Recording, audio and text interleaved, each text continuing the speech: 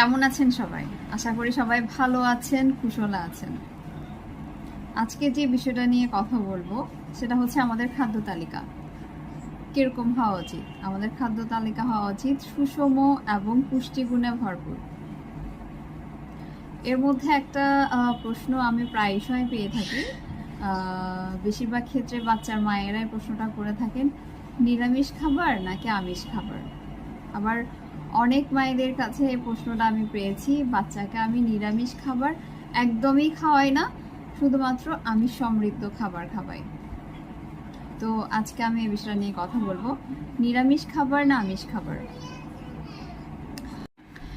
নিরামিষ খাবারে ফল, শাকসবজি, ডাল, বাদাম, শস্য, বীজ থাকে, যাতে থাকে ফাইবার, ভিটামিন, খনিজ ও প্রোটিন সমৃদ্ধ। অন্যদিকে আমিষ খাবারে মাছ, মাংস, ডিম, যাতে আমরা পেয়ে যাই প্রাণীজ প্রোটিন, যা আমাদের পেশি গঠন ও জরুরি পুষ্টির জন্য গুরুত্বপূর্ণ। দুটো খাদ্য তালিকারই নিজস্ব সুবিধা আছে, তবে মূল বিষয় হলো সুষম ও পুষ্টিকর সমৃদ্ধ খাবার গ্রহণ করা, যাতে আপনার শরীরের সকল চাহিদাগুলো পূরণ হয়। এবার আমি প্রোটিন নিয়ে কথা বলবো, উদ্ভিজ এবং প্রাণীজ প্রোটিন। 100 গ্রাম কাঠবাদামে আপনি পেয়ে যাচ্ছেন 17 গ্রাম প্রোটিন। 100 গ্রাম ছোলা বা বুটে পেয়ে যাচ্ছেন 17 গ্রাম প্রোটিন। 100 গ্রাম গজানো সবুজ মুগ ডালে পেয়ে যাচ্ছেন 26 গ্রাম প্রোটিন।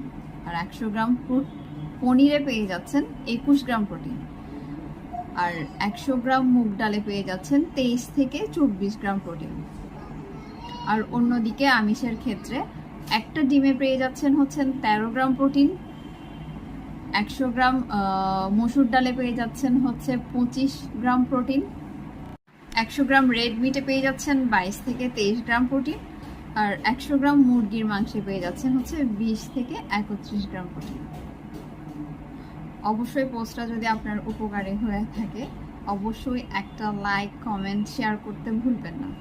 ধন্যবাদ।